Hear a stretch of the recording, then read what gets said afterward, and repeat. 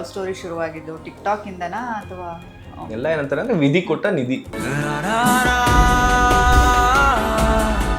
ಜೊತೆಲಿರೋರೆಲ್ಲರೂ I think ನೀವಿಬ್ರು ಇಷ್ಟಪಡ್ತಿದ್ದೀರಾ ಅನ್ಸುತ್ತೆ ಅಂತ ಹೇಳಿ ಮಾಡಿಸಿದ್ರೆ ಜಾಸ್ತಿ ಅನ್ಸ್ಬಿಡುತ್ತೆ ನನಗೆ. ಒಂಥರ ಫೀಲಿಂಗ್ಸ್ ಇರುತ್ತಲ್ಲ, ಅದೇ ಯಾವಾಗಲೇ ಹೇಳೋದಲ್ಲ.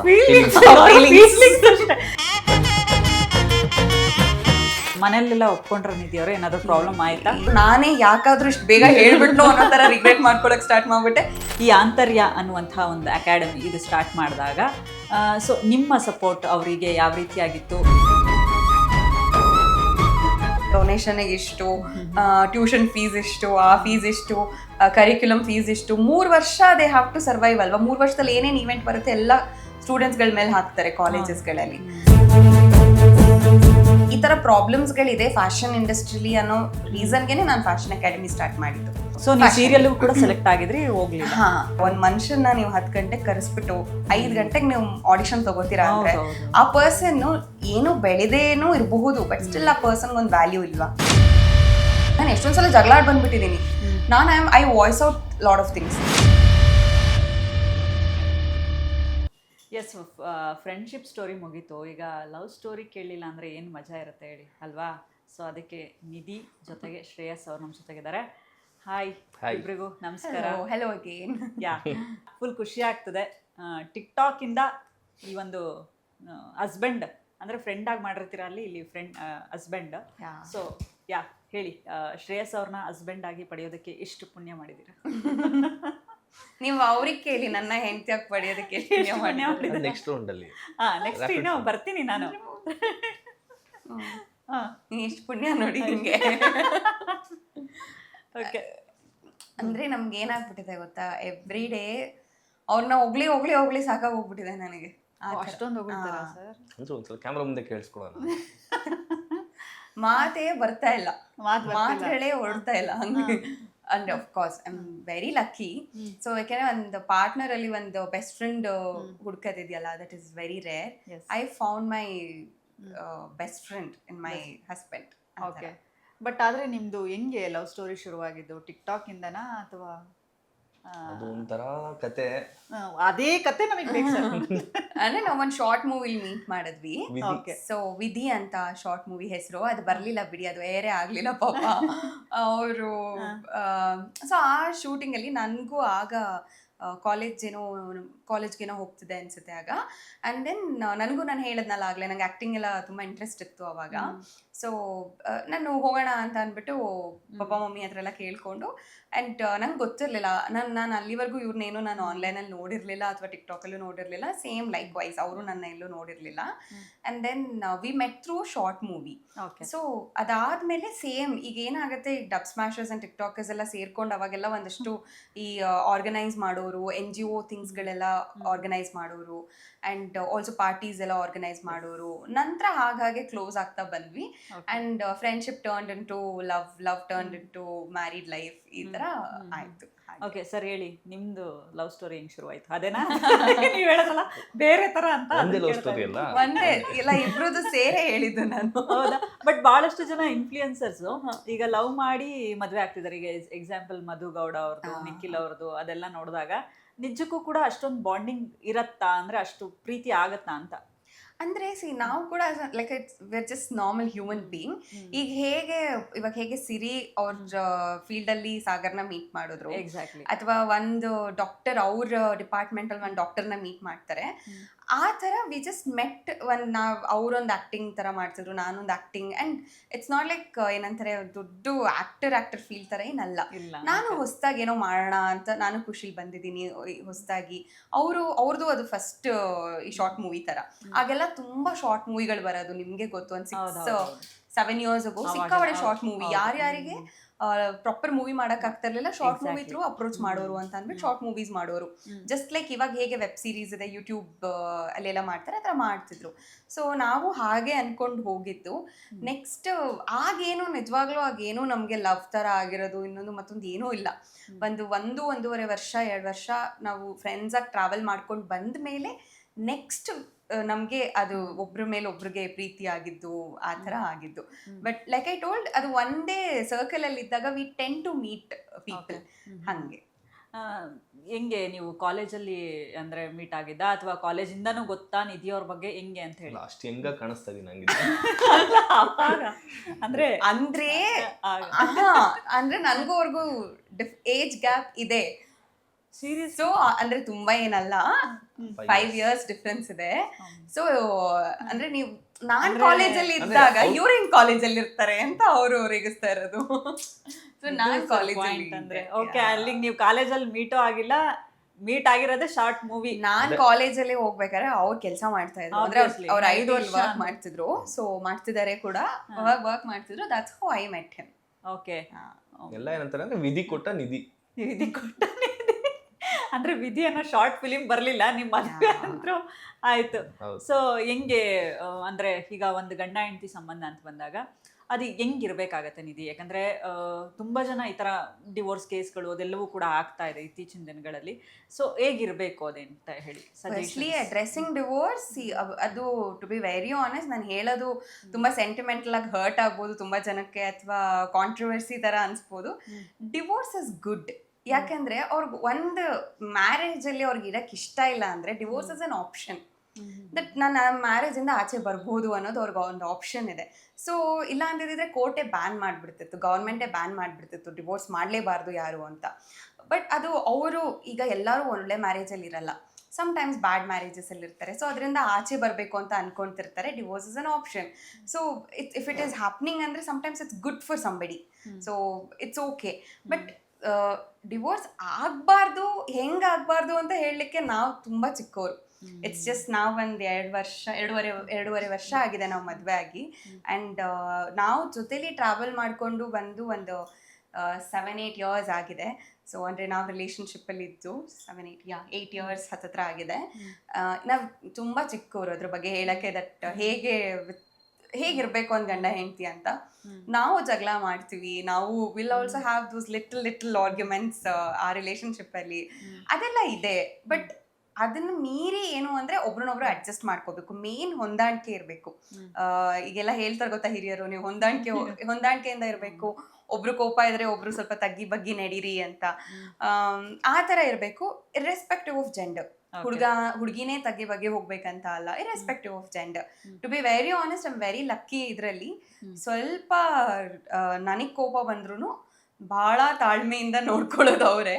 So he balances me. Like I said, ಒಬ್ರು ಸ್ವಲ್ಪ ಏನಂತಾರೆ ಇಂಬ್ಯಾಲೆನ್ಸ್ ಆಗ್ತಾ ಇದೆ ಅಂದಾಗ ಈ ಬ್ಯಾಲೆನ್ಸಸ್ ಆ ಥರ, ಅಥವಾ ಅವ್ರದ್ದೇನಾದ್ರೂ ರಿಲೇಟೆಡ್ ಇದ್ದಾಗ ನಾನು ಬ್ಯಾಲೆನ್ಸ್ ಮಾಡ್ತೀನಿ. It's mutual. ಒಬ್ರಿಗೊಬ್ರು ಹೊಂದಾಣಿಕೆ ಇರಬೇಕು. ಆ್ಯಂಡ್ ಎಲ್ಲ ಥರನೂ ಕನೆಕ್ಟ್ ಆಗಬೇಕು. ಟು ಬಿ ವೆರಿ ಆನೆಸ್ಟ್, ಪ್ರೀತಿನೂ ಇರಬೇಕು. ಅಟ್ ದ ಸೇಮ್ ಟೈಮ್ ಏನೇ ಆದ್ರೂ I will not let go of this person ಅನ್ನೋದಿರಬೇಕು. ಅಟ್ಯಾಚ್ಮೆಂಟ್ ಇರಬೇಕು.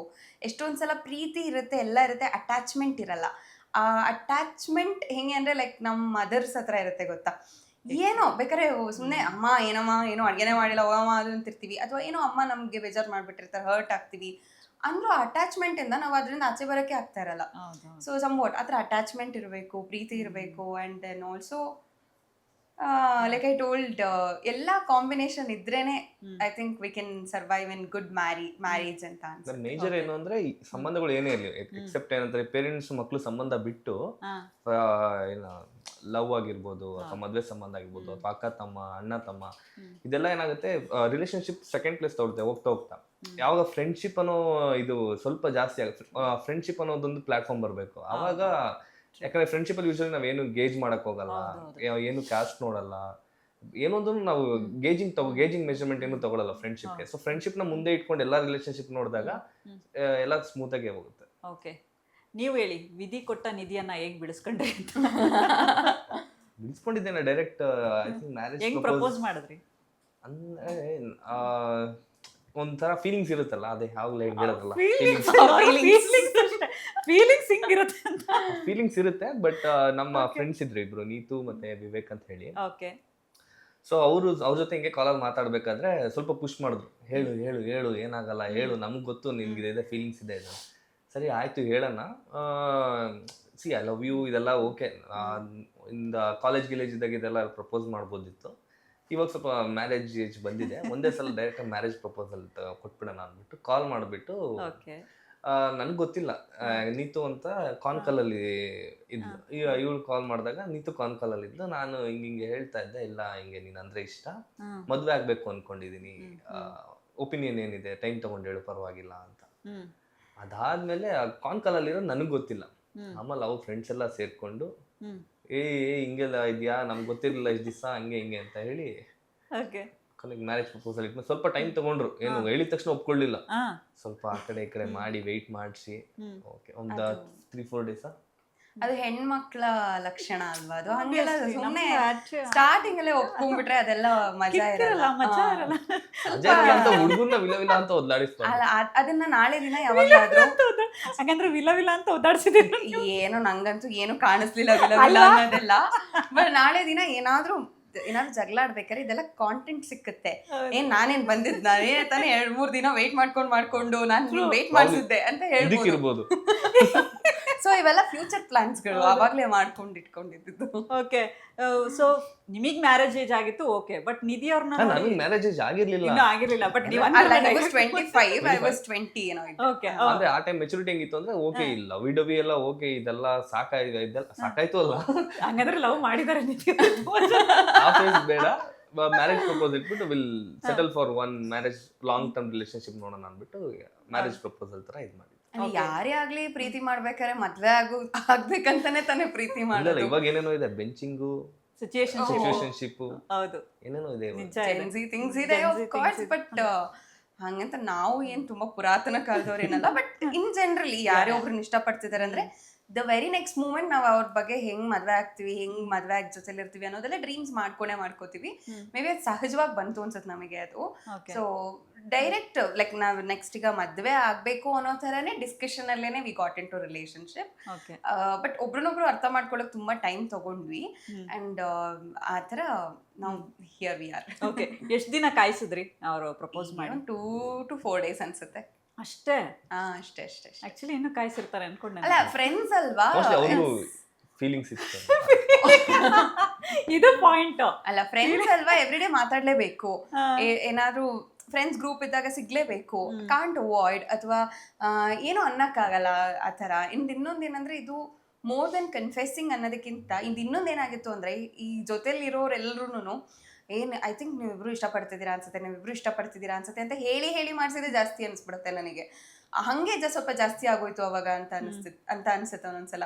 ಅಂಡ್ ನಮ್ಗೆ ಗೊತ್ತಿತ್ತು ಲೈಕ್ ಅಂದ್ರೆ ಗೊತ್ತಲ್ವಾ ನಮ್ಗೆ ಅದೊಂದು ಇನ್ಸ್ಟಿಂಕ್ಟ್ ಗೊತ್ತಾಗತ್ತಲ್ಲ, ಹಿ ಲೈಕ್ಸ್ ಮೀ ಅಂತ. ಅವ್ರಿಗೂ ಹಂಗೆ ಗೊತ್ತಿರುತ್ತೆ ಐ ಲೈಕ್ ಹಿಮ್ ಅನ್ನೋ ಇನ್ಸ್ಟಿಂಕ್ಟ್ ಇತ್ತು. ಅದ್ ಕನ್ಫ್ಯೂಸ್ ತುಂಬಾ ಲೇಟಾಗಿ ಮಾಡ್ಕೊಂಡ್ವಿ ಅನ್ಸುತ್ತೆ ನನಗೆ. ಓಕೆ, ಬಟ್ ಎಷ್ಟು ವರ್ಷಗಳಿಂದ ಪರಿಚಯ ಇದ್ರಿ ಆಮೇಲೆ ಅವ್ರು ನಿಮಗೆ ಪ್ರಪೋಸ್? 1.5 year ಪರಿಚಯ ಇದ್ವಿ. ಅದೇ ಆಗೇನು ನಿಜವಾಗ್ಲೂ ಪ್ರೀತಿ ಅಂತ ಏನು ಮೂಡಿರ್ಲಿಲ್ಲ, ಫ್ರೆಂಡ್ಸ್ ಆಗೇ ಇದ್ವಿ, ಫ್ರೆಂಡ್ಸ್ ತರಾನೇ ನೋಡ್ತಿದ್ವಿ. ನಂತರ ಅದೇನೋ ಸ್ಪಾರ್ಕ್ ಇಗ್ನೈಟ್ ಆಗಿದೆ. ಆಮೇಲೆ ಹೆಂಗೆ ಪ್ರಪೋಸ್ ಮಾಡಿದ್ರು ಅಂದ್ರೆ ಡೈರೆಕ್ಟ್ ಆಗಿ ನಿಧಿ ಮದ್ವೆ ಆಗೋಣ, ಮದ್ವೆ ಆಗ್ತೀರಾ ಅಂತಾನೆ ಕೇಳಿದ್ದು. ಅದಕ್ಕೆ ನೀವು ಮದ್ವೆ ಅಂದ ತಕ್ಷಣ ನೀವು ಒಂದ್ ಸ್ವಲ್ಪ ಇವ್ರೇನಪ್ಪ ಫಸ್ಟ್ ಲವ್ ಮಾಡಿ ಆಮೇಲೆ ಸೆಕೆಂಡ್ ಸ್ಟೇಜ್ ಮದ್ವೆ ಅದೆಲ್ಲ ಬಟರ್ಫ್ಲೈಸ್ ಎಲ್ಲ ಇರುತ್ತೆ. ಬಟ್ ಅದೇ ನಾನು ಒಂದು 2-3 ಸುಮ್ಮನೆ ಹೇಳಿದೆ, 2-3 days ಟೈಮ್ ತಗೊಂಡು ಹೇಳ್ತೀನಿ ಅಂತ ಅಂದ್ಬಿಟ್ಟು. ಗೊತ್ತಿತ್ತು ಆಬ್ವಿಯಸ್ಲಿ, ಅವ್ರಿಗೂ ಗೊತ್ತಿತ್ತು 2-3 days ಆದ್ಮೇಲೆ ಹ್ಞೂ ಅಂತಾಳೆ ಅಂದ್ಬಿಟ್ಟು. ಅದ್ ನಾನು ಹೇಳದ್ನಲ್ಲ ಸುಮ್ಮನೆ ಅದೆಲ್ಲ ಅವಾಗೆಲ್ಲ. ಇವಾಗ ಅನ್ಸ್ಕೊಂಡ್ರೆ ನಗು ಬರುತ್ತೆ ಅದೆಲ್ಲ ನೆನ್ಸ್ಕೊಂಡ್ರೆ. ಅಯ್ಯೋ ಎಷ್ಟು ಕಿಡ್ಡಿಶಾಗಿ ಆಡಿದ್ವಿ ಅವಾಗೆಲ್ಲ ಅಂತ ಅನ್ಸುತ್ತೆ. ಬಟ್ ಇರ್ಬೇಕಲ್ವಾ, ಅದೆಲ್ಲ ಇದ್ರೇನೆ ಇವಾಗ ಒಂಥರ ಸ್ವೀಟ್ ಮೆಮರೀಸ್. ಇವಾಗ ನೋಡಿ ಇವಾಗ ಎಂತ ಬಟರ್ಫ್ಲೈಸ್ ಅಂತ ಅಂದ್ರೆ ಆ ಫೇಸ್ ದಾಟ್ಕೊಂಡು ಬಂದ್ಬಿಟ್ಟಿರೋದ್ರಿಂದ ಆ ಮೂಮೆಂಟ್ ಆಗ್ಲೇ ಎಂಜಾಯ್ ಮಾಡಿದ್ವಿ ನಾವು. ಹೌದು. ಸೊ ಈಗ ಆ ಮೂಮೆಂಟ್ ಮತ್ತೆ ರೀಕ್ರಿಯೇಟ್ ಮಾಡಕ್ ಆಗಲ್ಲ. So it's kind of good. ಹೌದು, ಇವಾಗ ಬಿಡಿ, ಅದೇ ಹೇಳಿದ್ರಲ್ಲ ಅವ್ರು ಎಷ್ಟೊಂದು ಶಿಪ್ಗಳಿದಾವೆ ಅಂತ. ಸಿಚುಯೇಷನ್ ಶಿಪ್, ಆ ಶಿಪ್, ಈ ಶಿಪ್. ಈಗಿನ ಇದ್ರಲ್ಲಿ ಒಬ್ಬರ ಲೈಫ್ 3 ಜನ ಇಟ್ಕೊಂಡಿರ್ತಾರೆ. ಫೇಸ್ಬುಕ್ ಅಲ್ಲಿ ಒಬ್ರು, ಇನ್ಸ್ಟಾಗ್ರಾಮ್ ಅಲ್ಲಿ ಒಬ್ರು, ಆ ತರ. ಸೊ ಎಸ್ ಸರ್, ಹೆಂಗೆ ಮನೆಯಲ್ಲಿ ಆಲ್ರೆಡಿ ಮ್ಯಾರೇಜ್ ಬಗ್ಗೆ ಮಾತಾಡ್ಬಿಟ್ಟೆ ಹುಡುಗಿನ ಮ್ಯಾರೇಜ್ಗೆ ಅಪ್ರೋಚ್ ಮಾಡಿದ್ರಾ ಅಥವಾ ಹೆಂಗೆ? ಮನೇಲಿ ಆಕ್ಚುಲಿ ಮನೇಲಿ ಹೇಳಿರ್ಲಿಲ್ಲ. ಇವಳ ಹತ್ರ ಹೇಳ್ಕೊಂಡಿದ್ದೆ, ರಿಲೇಶನ್ಶಿಪ್ ಅಲ್ಲಿ ಇದ್ರೆ ಯಾರಿಗೂ ಹೇಳಿರ್ಲಿಲ್ಲ. ಇನ್ಫ್ಯಾಕ್ಟ್ ಸಿರಿಗಾಗ್ಲಿ ನಮ್ಮ ಫ್ರೆಂಡ್ಸ್ ಯಾರಿಗೂ ಹೇಳಿರ್ಲಿಲ್ಲ. ಸರಿ ಸ್ವಲ್ಪ ನಾವು ಕ್ಲಾರಿಟಿಗೆ ಬರೋಣ, ಕ್ಲಾರಿಟಿಗೆ ಬಂದ್ಮೇಲೆ ವಿಲ್ ಟೆಲ್ ಮನೇಲಿ ಹೇಳೋಣ ಅಂತ ಅಂದ್ಬಿಟ್ಟು. ಸರಿ ಮನೇಲಿ ಹೇಳಿದ್ದು ಈಗ ರೀಸೆಂಟ್ ಮದುವೆ ಆಗಕ್ಕೆ 1 year ಬ್ಯಾಕ್ ಅಲ್ಲಿ ಮುಂಚೆ ಹೇಳಿದ್ದು. ಅದು ಮನೇಲಿ ತುಂಬಾ ಇದು ಮಾಡ್ತಿದ್ರು. ಅಲ್ಲಿವರೆಗೂ ಗೊತ್ತಿಲ್ಲ ಮನೇಲಿ. ನಿಮ್ಮ ಅದೇ ನಾನು ಅಲ್ಲಿ ಹೇಳಿದ್ನಲ್ಲ ಲಾಸ್ಟ್ ಟೈಮ್, ನಂದು ಸೇಮ್ ಕಾನ್ಸೆಪ್ಟ್. ಹಾ. ಈಗ ನಾವು ಹೇಳ್ಬಿಡ್ತೀವಿ, ಅರ್ಲಿ ಅನೌನ್ಸ್ಮೆಂಟ್ ಮಾಡ್ತೀವಿ, ಅದಿನ್ನ ಒಂದು ಬೇಬಿ ಫೇಸಲ್ಲಿ ಇರುತ್ತೆ ಆ ಡಿಸಿಷನ್. ಆಮೇಲೆ ಏನು ಮಾಡ್ತೀವಿ, ನಮಗೆ ಬೇಡ ಅನ್ಸುತ್ತೆ, ಅದರಿಂದ ಆಚೆ ಬರೋಣ ಅನ್ಸುತ್ತೆ, ಅದನ್ನು ಅನೌನ್ಸ್ ಮಾಡಬೇಕಾಗತ್ತೆ. ಯಾಕೆಂದರೆ ಫಸ್ಟ್ ಅನೌನ್ಸ್ ಮಾಡಿರ್ತೀವಲ್ಲ, ಎಕ್ಸ್ಪೆಕ್ಟ್ ಮಾಡ್ತಿರ್ತಾರೆ, ಅನೌನ್ಸ್ ಮಾಡ್ತೀವಿ, ಇಲ್ಲ ನಾವು ವಿ ಆರ್ ಅಪಾರ್ಟ್ ಅಂತ ಅಂದ್ಬಿಟ್ಟು. ಈಗ ಏನು ಮಾಡ್ತಿದೆ, ಜನರ ಕೈಯಲ್ಲಿ ನಮ್ದು ಎಲ್ಲ ವಿಷಯಗಳನ್ನ ಕೈ ಕೊಟ್ಬಿಟ್ಟು we will allow them to judges and we will also get hurt. ನಾವು ಆ ಜಡ್ಜ್ಮೆಂಟಿಗೆ ನಾವು ಹೋಗ್ಲಿ ಐ ಡೋಂಟ್ ಕೇರ್ ಅನ್ನೋ ಥರ ಇರ್ತೀವ, ಡೆಫಿನೆಟ್ಲಿ ಅದು ಅಫೆಕ್ಟ್ ಆಗುತ್ತೆ, ಹರ್ಟ್ ಆಗ್ತೀವಿ. ಇದು ನಾವೇ ಮಾಡ್ಕೊಳ್ಳೋ ಕಾನ್ಸಿಕ್ವೆನ್ಸಸ್ ಇದು. ಸೊ ನನಗೆ ಆ ಭಯ, ಎಲ್ಲಿ ಸುಮ್ಮನೆ ಅರ್ಲಿ ಅನೌನ್ಸ್ಮೆಂಟ್ ಮಾಡಿ ಹೇಳಿ ಏನಾದರೂ ಅದು ನಾನು ಅಂದ್ಕೊಂಡಂಗೆ ನಡೆದಿಲ್ಲ ಅಂತಂದರೆ ವಾಟ್ ಇಫ್ ಅನ್ನೋದು ಒಂದಿತ್ತು. ನಾಟ್ ದಟ್ ನಮ್ಮಿಬ್ರಿಗೂ ಕಾನ್ಫಿಡೆನ್ಸ್ ಇರಲಿಲ್ಲ ಅಂತ ಏನಲ್ಲ. ಯಾಕೆಂದರೆ ಒಂದು ರಿಲೇಷನ್ಶಿಪ್ಪಲ್ಲಿ ಬರೀ ಪ್ರೀತಿ ಮಾತ್ರ ಅಲ್ಲ, ತುಂಬ ವಿಷಯಗಳಿರುತ್ತೆ, ಎಲ್ಲನೂ ಹೊಂದಾಣಿಕೆ ಆಗಬೇಕಾಗತ್ತೆ. ಅಥವಾ ಹೋಗ್ತಾ ಹೋಗ್ತಾ ನಮ್ಮ ಥಾಟ್ಸ್ ಚೇಂಜ್ ಆಗ್ಬೋದು, ಏನೋ ಇನ್ನೊಂದು ಮತ್ತೊಂದು ಏನಾದರೂ ಆಗ್ಬೋದು. ಒಂದು ಪರ್ಸನ್ ಜೊತೆ 2-3 ತಿಂಗಳಲ್ಲೆಲ್ಲ ಟ್ರಾವೆಲ್ ಮಾಡಿ you can't say that I know this person to fullest. ಅದು ಬೇಕಾಗುತ್ತೆ, ಟೈಮ್ ಬೇಕಾಗುತ್ತೆ ತುಂಬ ದಿನ ಟ್ರಾವೆಲ್ ಮಾಡಲಿಕ್ಕೆ. Not that we are uncertain of each other ಅಂತ ಅಲ್ಲ, it's just that we wanted to understand each other very very well.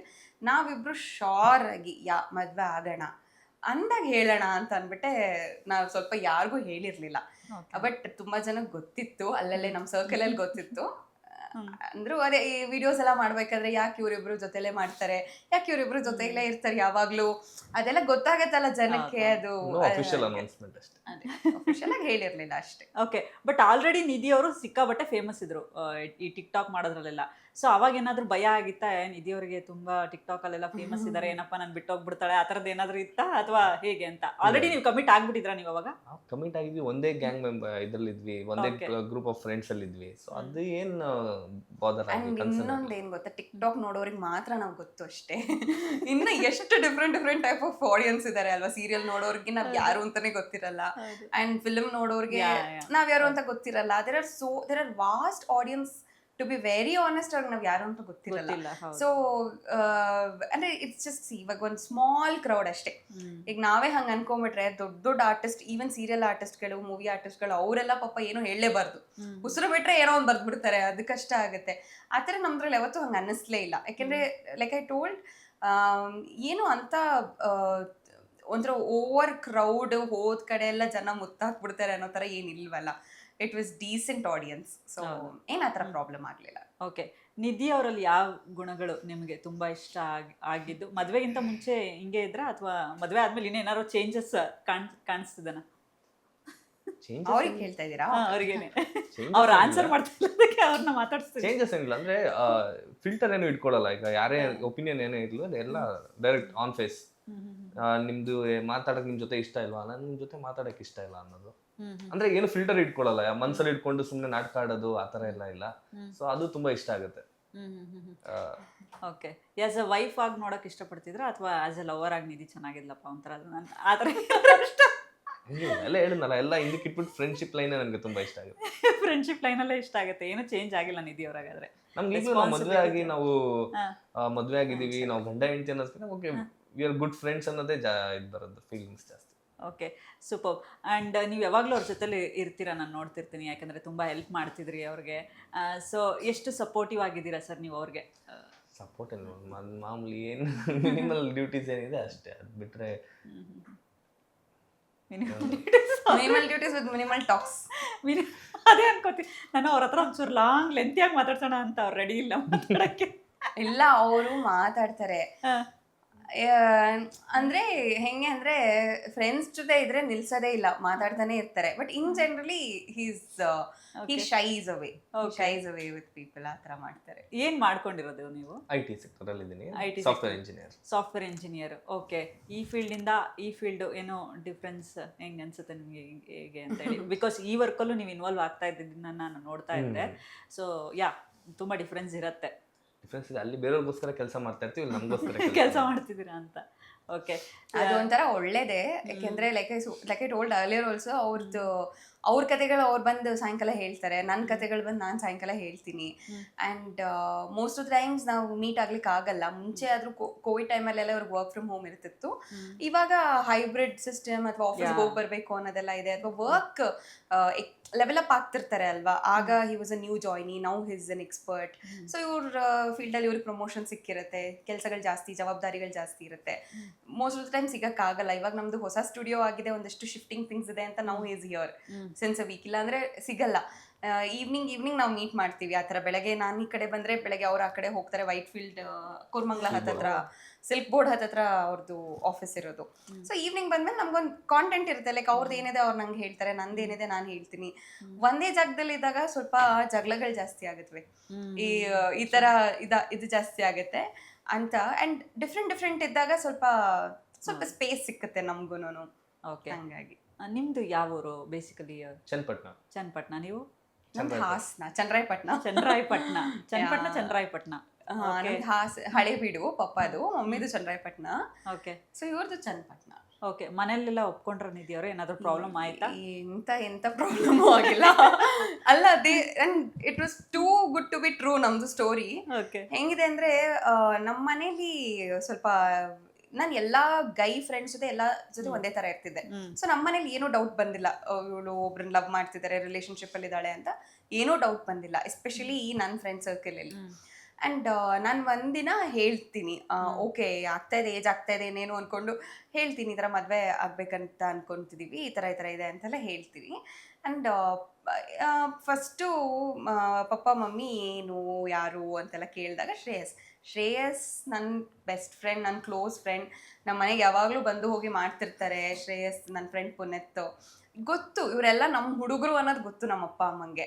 So ಏನು ಈ ಬಿಹೇವಿಯರ್ ಬಗ್ಗೆ ಏನು ಕ್ವೆಶ್ಚನೇ ಮಾಡಲಿಲ್ಲ, ಅದ್ರ ಬಗ್ಗೆ ಅವ್ರಿಗೇನು ಡೌಟೇ ಬರಲಿಲ್ಲ.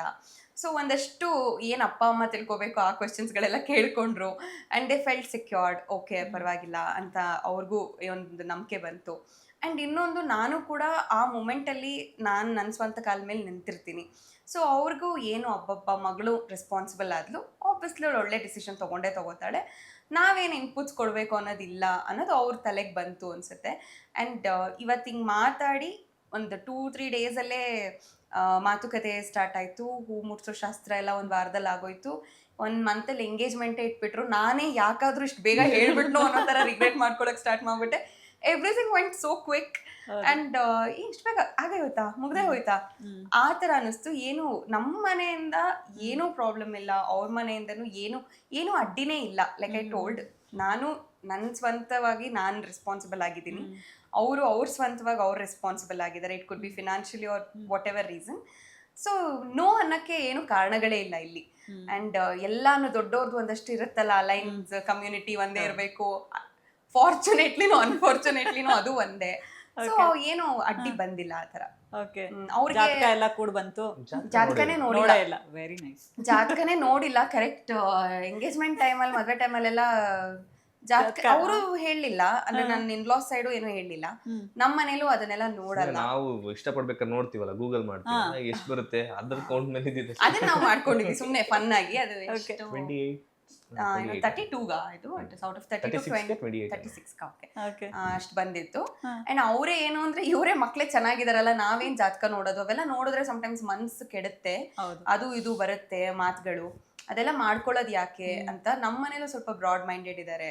ಅಂಡ್ ನಮ್ಮ ಮನೇಲೂ ನೋಡ್ಲಿಲ್ಲ, ಅವ್ರ ಮನೇಲೂ ನೋಡ್ಲಿಲ್ಲ. And they were pretty sure, ಇವ್ರಿಬ್ರಿಗೆ ಹೆಂಗಿದ್ರು ಮದ್ವೆ ಮಾಡ್ತಾ ಇದೀವಿ, ಇದನ್ನೆಲ್ಲ ನೋಡಿ ಏನ್ ಮಾಡ್ಬೇಕು ಅನ್ನೋ ತರ ಇತ್ತು.